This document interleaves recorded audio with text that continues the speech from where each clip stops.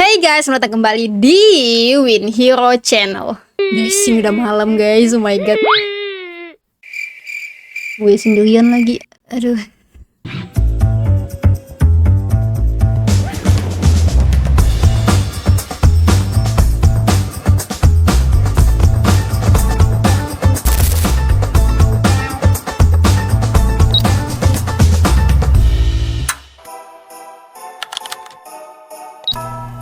Nah, kalau kemarin kita sudah bahas soal anime, dan kali ini gue pengen ganti suasana dulu.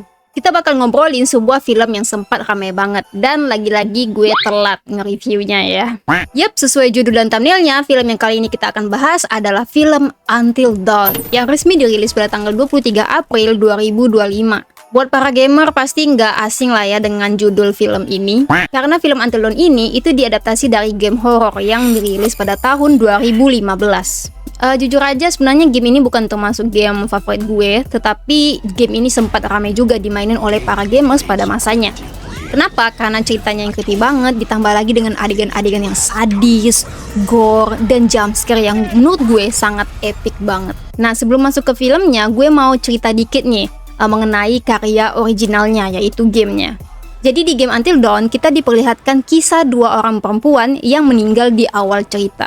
Nah, setahun kemudian saudara laki-lakinya yang bernama Josh itu mengajak teman-temannya untuk bertemu lagi di tempat kejadian. Ya, yang katanya sih ingin reunian ya. Tapi ternyata ada rencana balas dendam di balik itu.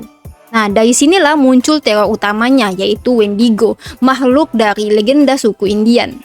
Awalnya mereka adalah manusia biasa, tetapi kemudian berubah menjadi monster mengerikan yang memangsa daging manusia.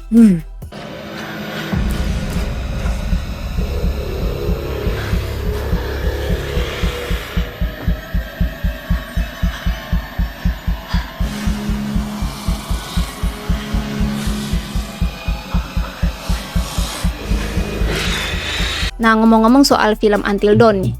Nah, dari trailer pertamanya aja nih, menurut gue udah jelas banget ya kalau filmnya itu tidak ada hubungannya sama sekali dengan gamenya. Jadi diceritakan ada 5 remaja yang pergi ke tengah hutan dan mereka menemukan rumah kosong. Tapi tiba-tiba mobil mereka nih mogok dan terpaksa harus mengungsi di rumah itu. Ternyata guys, rumah ini nih angker dan mereka kena kutukan dan mereka harus bertahan hidup sampai pagi. Mereka terus-menerus mati dan hidup kembali, dan mereka harus memecahkan misteri sambil mencoba untuk bertahan agar mereka bisa keluar dari lingkaran itu. Nah, ini jelas banget ya kalau konsep filmnya itu beda dengan konsep gamenya. Kalau di game Until Dawn itu nggak ada yang namanya kalau kita mati lalu hidup lagi. Justru di gamenya itu ada di pilihan kita. Kalau kita salah ambil keputusan, maka salah satu dari karakternya bisa mati. Sebenarnya sih ya, menurutku mungkin akan lebih baik kalau seandainya adaptasi live action dari game itu tetap menghargai dari karya originalnya gitu, atau dari gamenya. Tapi walaupun begitu, menurut gue konsep dari film ini cukup menarik walaupun nggak sama dengan gamenya gitu. Lalu bagaimana dengan penonton yang nggak pernah main gamenya? Apakah mereka akan suka? Tapi menurut gue sih mungkin mereka akan ada yang suka, atau bahkan mungkin merasa biasa aja, atau bahkan mungkin ada yang nggak suka kali ya. Gue pribadi sebenarnya dari awal gue udah nggak menikmati filmnya. Oke, langsung aja bagaimana opini gue tentang film ini. Nah, seperti yang gue bilang tadi, dari awal gue nonton film ini, gue nggak terlalu menikmati filmnya. Kenapa? Karena pemain-pemain di filmnya itu beda banget dengan pemain-pemain yang ada di game. Ya, tapi walaupun begitu, aku tetap optimis tuh saat itu, karena kita belum masuk ke part horornya.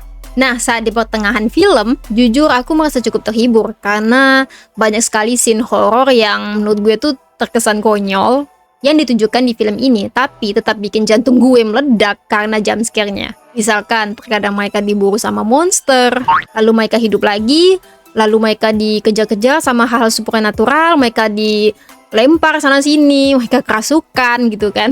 Lalu mereka hidup lagi, lalu ada adegan di mana karakternya tiba-tiba meledak hanya gara-gara minum air, guys. Seperti balon yang berisi daging lalu meletus gitu aja, yang which is salah satu scene favorit gue juga di film ini. Menurut gue scene-scene horror ini juga cukup kreatif, dimana kita dibikin ngakak gitu ya, dan mengerikan di waktu yang bersamaan. Tetapi sayangnya yang aku nikmati cuman itu gitu loh, yang membuatku merasa heran, dimana kita langsung dibawa ke scene malam ke-13, alias itu malam terakhir kalau nggak salah ya. Jadi semua progres di awal itu tiba-tiba skip begitu aja. Mereka cuma bilang kayak gini guys, kayak wah sudah 13 malam, gak ada yang selamat loh lebih dari 13 malam ini. Alhasil filmnya malah jadi membosankan. Dan banyak sekali plot hole di sini guys. Misalnya mengapa karakter bisa hidup kembali, mengapa si dokter antagonisnya yang which is gue lupa siapa namanya, dia kebal terhadap kutukan, mengapa ada Wendigo tetapi di sisi lain justru itu hanya masalah psikis mereka, mengapa juga mereka minum air lalu bisa meledak gitu. Jadinya menurut gue tuh kayak film ini tuh nggak bisa memutuskan ini film horor jenis apa, yang dimana membuat plotnya semakin konyol dan membingungkan. Dan puncaknya saat si karakter utama yang which is gue lupa juga siapa namanya, yang si cewek pokoknya, itu sedang ngobrol guys. Ngobrol gak tuh kan sama si dokter antagonis itu. Nah si karakter utamanya nih ngeliat guys ada pipa bocor di atas kepala dokter antagonis itu. Nah jadi dia nih punya ide guys. Dia punya ide menggeser kopi si dokter antagonisnya ke tetesan air pipa bocor tadi. Nah di sini kan gue mikir gitu loh, padahal kan udah jelas ya kalau kita minum airnya kita bakal buar. Nah tapi kok bisa si dokter antagonis ini itu nggak meledak gitu loh saat minum air kopinya dari tadi. Nah gue pikir kan logikanya di mana gitu. Ya, akhirnya ya udah si dokternya minum kopinya meledak, buar, mati. Akhirnya gue malah merasakan kalau ending dari film ini tuh datar banget dan berakhir dengan semua karakternya selamat dan mereka tersenyum bahagia. Nah, jadi kesimpulannya, filmnya ini tidak mengikuti alur cerita dari gamenya, dan poin-poin seperti asal-usul dari Wendigo-nya itu tidak dipentingkan di sini. Jadi Wendigo ini hanyalah masalah psikis mereka aja, I think. Bahkan kalau gue ngeliat di sini ya, Wendigo itu malah kelihatan seperti zombie, bukan Wendigo yang seperti di gamenya yang bisa loncat-loncat sana sini, guys. Dan awalnya mungkin seru ya guys ya, kita diperlihatkan adegan-adegan sadis dan jumpscare yang bener-bener kayak ngeri banget gitu. Tapi makin ke ending nih, malah ceritanya tuh makin gak nyambung, membosankan, rasa kosong juga, dan tak kenapa menurut gue film ini gagal gitu loh menjadi adaptasi live action dari gamenya. So itu sih sebenarnya aku agak sedikit gak enjoy juga di pertengahan film, dan tak kenapa saat itu gue udah merasa gitu loh kalau film horor ini hanya seperti film horor biasa pada umumnya, yang hanya mengandalkan jumpscare dan berisik tanpa fokus ke perkembangan cerita dan karakter. Nah kalian bisa lihat lah ya kalau ekspresi muka gue saat nonton dengan bestie gue udah suntuk banget gitu loh. Dan the most important is karakternya juga guys. Menurut gue karakternya ini juga hambar banget, nggak ada perkembangan, kayak nggak ada momen emosional gitu di antara mereka masing-masing. Actingnya juga menurut gue membosankan gitu. Nah jadi kan ada 5 karakter nih ya dia filmnya ini, dimana si karakter utamanya gue juga baru baca tadi namanya Clover ya, si ceweknya itu. Jadi dia ini diceritakan kalau dia ini punya trauma guys.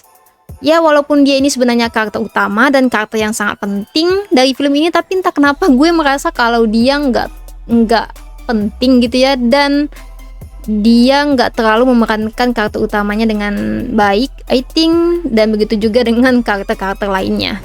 Nah, ada temannya yang laki-laki gitu ya, sebagai karakter yang bisa dibilang egois, sok jagoan gitu. Dan satu lagi karakternya yang kebalikan dari karakter tadi, karakternya yang menurut gue cukup aneh juga, I don't know, aneh dan dia lemah gitu. Dan 2 cewek lainnya yang menurut gue karakternya biasa aja. Dan gue juga nggak merasa kalau gue tuh bersimpati kepada karakter-karakter ini, walaupun mereka sebenarnya karakter utamanya guys. Dan justru yang menariknya, gue malah melirik ke karakter si dokter antagonisnya guys. Tapi sayangnya dia hanya muncul beberapa menit doang dan karakternya diabaikan begitu saja. Jadi film ini menurut gue no good, but nggak seburuk itu juga sih. Gue masih bisa merekomendasikan film ini walaupun film ini bukan yang terbaik. Oke, mungkin itu saja yang bisa gue berikan kepada kalian. Kalau kalian suka dengan konten ini, jangan lupa like, share, and subscribe agar gue lebih semangat lagi untuk membahas film lainnya. Dan komen di bawah ya guys ya kalau seandainya kalian punya pendapat lain mengenai film ini. Oke, thank you for watching my video and see you next time in the next video. Bye.